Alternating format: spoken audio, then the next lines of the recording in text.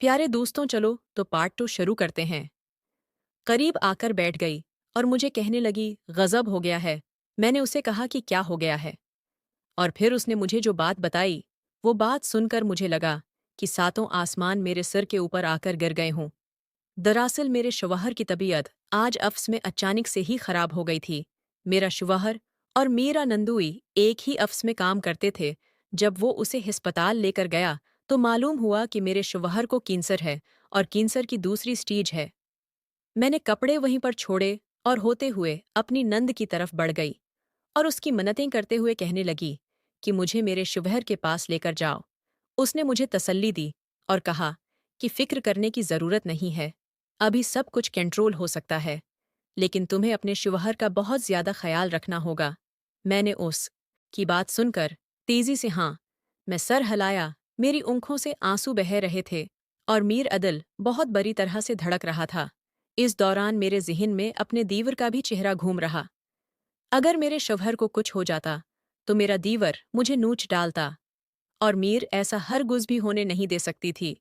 थोड़ी ही देर बाद जब मैं घर से बाहर निकल रही थी तो अचानक ही अपने दीवर से टिकरी गई। वे भी उस वक्त घर के अंदर ही दाखिल हो रहा था। मुझे देखकर वो मुस्कुराने लगा। मैंने एक नज़र अपनी नंद पर डाली जो मुझसे काफी दूर निकल गई थी।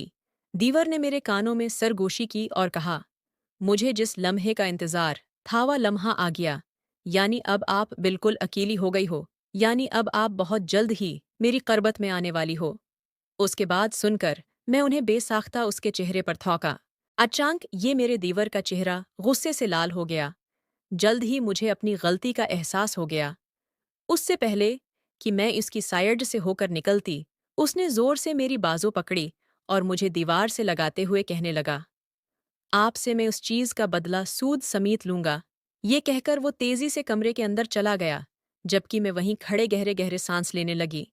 मैं नहीं जानती थी कि मेरे देवर को एकदम से क्या हो गया है। पहले ये ऐसा बिल्कुल भी नहीं था। एक दिन मैंने उसे अपने कॉलेज की तस्वीर दिखाई, जिसके बाद से उसकी नीयत ही बदल गई थी।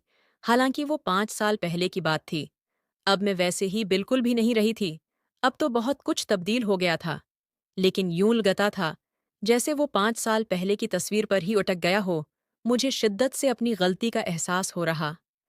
मेरे प्यारे दोस्तों, अगर आपको ये कहानी पसंद आ रही है तो मेरे चैनल को सब्सक्राइब ज़रूर करें ताकि आपको मज़ीद ऐसी अच्छी अच्छी कहानियाँ मिल सकें।